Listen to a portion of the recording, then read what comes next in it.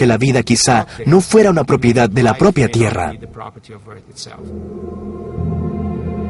Este hallazgo ayudó a reforzar una hipótesis de vida llamada panspermia. Esta idea sugiere que la vida, o al menos los ingredientes claves de la vida, se originaron en algún sitio del espacio en otro planeta. Ellos podían ser enviados a la Tierra, quizá en un cometa o un meteoro, o en el concepto más radical de la idea, por un extraterrestre inteligente. La panspermia es solo una rendición. La panspermia dice, oh, es difícil descifrar cómo pasó esto, es difícil pensar en los procesos químicos. Diremos que lo hicieron los extraterrestres. ¿Cómo decir que un proceso parece tan complejo para nosotros que debemos recurrir a un extraterrestre? Los procesos de la química y los de la física bastan para pasar de lo no viviente a lo viviente. Aunque la posibilidad de que la vida del espacio colonizara a la Tierra es teóricamente plausible, no responde la pregunta de cómo empezó la vida. Dejemos a un lado la panspermia y pensemos que si compuestos orgánicos cayeron a la Tierra desde el espacio, quizá los recovecos del planeta aún tengan datos de cómo se originó la vida aquí. Hay dos formas de estudiar el origen de la vida, de lidiar con esta brecha de nuestros conocimientos. Uno es proceder de abajo hacia arriba, o sea, estudiando la simplicidad geoquímica y hacer cosas más y más complejas. Eso hacemos en nuestro laboratorio, pero hay otro grupo que tomó la idea de proceder desde arriba hacia abajo. Lo que hacen ahí es observar los ambientes geológicos modernos y los ambientes biológicos y buscan los organismos más sencillos y primitivos que hay.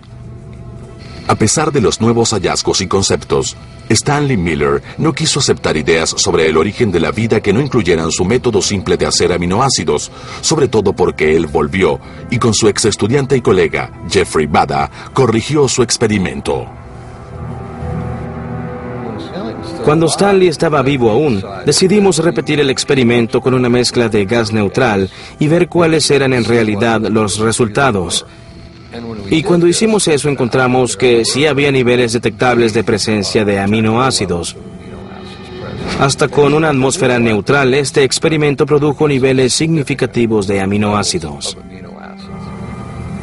Miller y un grupo de sus seguidores creían que eso probaba que el modelo de la sopa primordial era la vía más sencilla y lógica hacia la vida en la Tierra. Uno de sus colegas comentó que si Dios no lo hizo de esa forma, seguramente dejó pasar algo. Así y todo, otros científicos siguieron por otros caminos. El campo del origen de la vida ha tenido muchas facciones, muchas ideas distintas compitiendo por un espacio, y es posible que la verdad tenga muchas partes distintas. Quizás se necesitaron aminoácidos de un sitio y azúcares de otro y lípidos de otro, pero Stanley Miller, en lugar de decir, eso es interesante, veámoslo, dijo, no puede ser cierto, yo tengo la razón, así que los otros se equivocan. Stanley podía ser un poco insensato en algunas de estas cosas, pero siempre percibía aspectos importantes. Él acuñó la frase de que eso era solo química en el papel. Podías escribir esas reacciones y hacerlas en el papel, pero no tenía ninguna relevancia en lo que pasaba en los sistemas naturales. Esa era la forma en que percibía las cosas. Stanley Miller murió en el 2007 y hasta el final siguió creyendo con firmeza en la sopa primordial. Pero todavía surgen y crecen otras ideas sobre cómo empezó la vida. Estas ideas ofrecen extraños y sorprendentes orígenes de la vida en la Tierra. En el medio siglo desde el experimento seminal, pero defectuoso, de Stanley Miller en 1952, que mostró la facilidad con que se formaban los aminoácidos, otras ideas de cómo empezó la vida trataron de resolver este misterio. Creo que hay muchos sitios donde pudo haber surgido la vida. Pienso que pudo surgir debajo de la superficie, en una zona caliente y húmeda, pudo surgir en el lecho de un océano donde haya actividad volcánica. Estos gusanos inusuales, los pólipos y el plancton, que sobreviven sin luz del sol u oxígeno a profundidades de 3.000 metros y bajo presiones 1000 veces mayor que la de la superficie, son extremófilos también.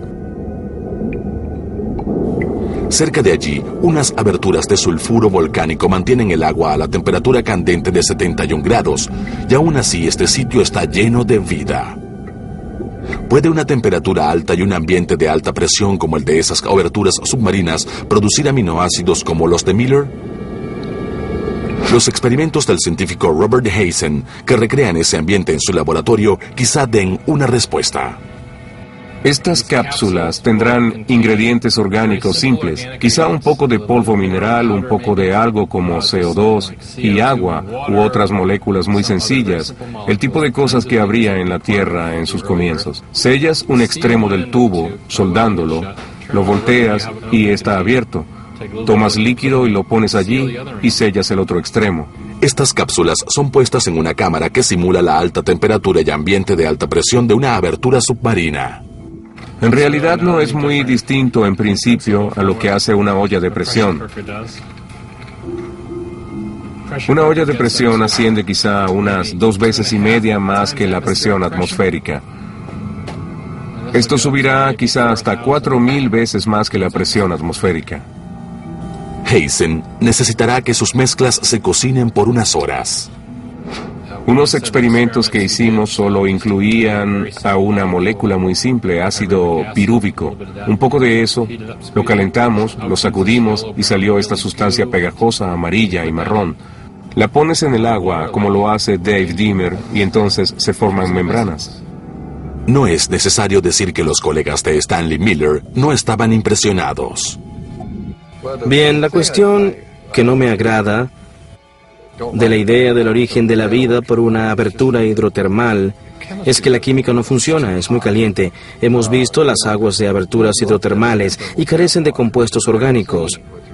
Si hayas compuestos orgánicos allí, es debido a la contaminación del agua secundaria de mar que se metía en la muestra. Pero hay otros espacios que explorar con otras posibilidades para el origen de la vida. En la arcilla, por ejemplo. ¿Pudo ser la arcilla un catalizador para la formación de la vida? En otras palabras, ¿pudo la arcilla estimular el desarrollo de la vida con materia química no viviente? Las arcillas tienen cargas superficiales y eso significa que esas partículas pequeñas agarran moléculas, por ejemplo, de la sopa prebiótica y las chupan, las concentran y ponen en la superficie y por lo tanto, como esas moléculas orgánicas llegan a concentrarse, pueden reaccionar con mayor eficiencia que en esa sopa. Uno piensa en lo que estaría disponible para catalizar reacciones en la Tierra. Fueron quizá minerales simples o iones metálicos. Y en nuestro trabajo vimos que un mineral en particular, la morillonita, un mineral de arcilla, puede servir como catalizador para formar el ARN. ARN, que significa ácido ribonucleico, es una especie de versión más simple del ADN. Para las primeras formas de vida quizá jugó el papel de una máquina de fotocopias. Una de las personas claves que trabaja con arcillas y cómo organizan las moléculas es Jim Ferris, en la RPI. Lo que Jim ha hecho es mostrar que en las arcillas puedes tomar los bloques individuales de construcción de las moléculas genéticas, el ARN, y ponerlos en una solución, y las arcillas harían que formaran espontáneamente cadenas más y más largas, las cadenas de información como el ARN y el ADN. Eso es lo que lleva la información genética. Mostrar que las arcillas pueden hacer esto es un avance emocionante. Es un gran salto desde los primitivos aminoácidos hasta el mundo de reproducción del ARN. Pero ese es el mundo en que se concentran Ferris y su equipo del Instituto Politécnico Rensselaer, en Nueva York. Stanley Miller se dedicó a hacer formaciones de aminoácidos simples. Él nunca pasó de los aminoácidos simples hasta, digamos, los polímeros de aminoácidos. Lo que he estado haciendo es decir, bien, estoy observando la próxima etapa del proceso, cómo hacer el ARN. Pero si James Ferris puede omitir los aminoácidos sencillos y concentrarse en las moléculas reproductivas, ¿por qué no omitirlas a ellas también y concentrarse en la célula entera, los cercados, el metabolismo y la reproducción? En otras palabras, la creación de cosas vivientes en un laboratorio. Pero eso es precisamente lo que algunos científicos tratan de hacer. ¿Están los científicos a punto de crear vida artificial? Y si es así, ¿qué nos dirá sobre cómo empezó la vida en la Tierra?